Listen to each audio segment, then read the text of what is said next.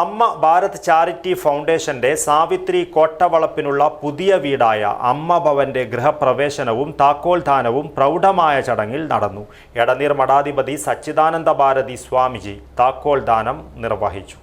ഭീമ ഭീമോത്സവം കൈനിറയെ ഓണസമ്മാനവുമായി നമ്മുടെ സ്വന്തം ഭീമ.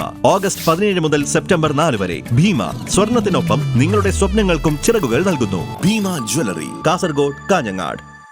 മൊഗ്രാൽ പുത്തൂർ പഞ്ചായത്തിലെ കോട്ടവളപ്പിൽ സാവിത്രിക്ക് ലൈഫ് മിഷൻ പദ്ധതി പ്രകാരം വീട് ലഭിക്കുമെന്ന് അറിയിച്ചതു പ്രകാരം ഉണ്ടായിരുന്ന കുടിൽ പൊളിച്ചതിന് ശേഷം പഞ്ചായത്തുമായി ബന്ധപ്പെട്ടപ്പോൾ പേര് മാറിയതാണെന്നും വീടില്ല എന്നും അധികൃതർ പറഞ്ഞ സംഭവമുണ്ടായിരുന്നു.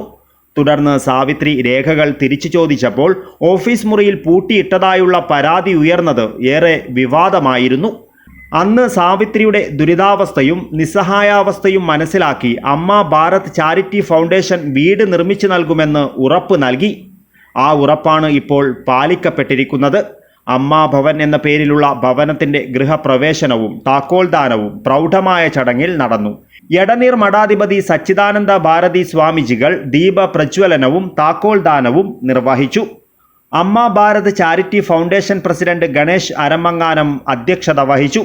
BJP ജില്ലാ president ML Ashwini, Rajan Periya, Arjunan Thayalangadi, Sunil S, K Gopalakrishna, Rafi Eriyal, PC Vishwambharan Panicker, SP Shaji, MT Dinesh, Ganesh A, Girish Kunnummal, Padmanabhan എന്നിവർ സാവിത്രിക്ക് ആശംസകളും ട്രസ്റ്റിന് അഭിനന്ദനങ്ങളും അറിയിച്ചു.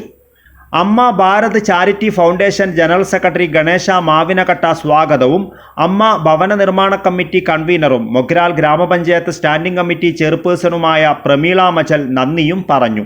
ചടങ്ങിന്റെ ഭാഗമായി സദ്യയും ഒരുക്കിയിരുന്നു. സാമൂഹ്യ രാഷ്ട്രീയ സാംസ്കാരിക മേഖലകളിലെ പ്രമുഖരുടെയും വിവിധ സംഘടനാ പ്രതിനിധികളുടെയും നാട്ടുകാരുടെയും സംഘടനാ പ്രവർത്തകരുടെയും ആത്മീയ നേതാക്കളുടെയുമെല്ലാം സാന്നിധ്യം പരിപാടിയെ ഒരു നാടിൻ്റെ ഉത്സവം തന്നെയാക്കി മാറ്റി. News bureau, Kasaragod.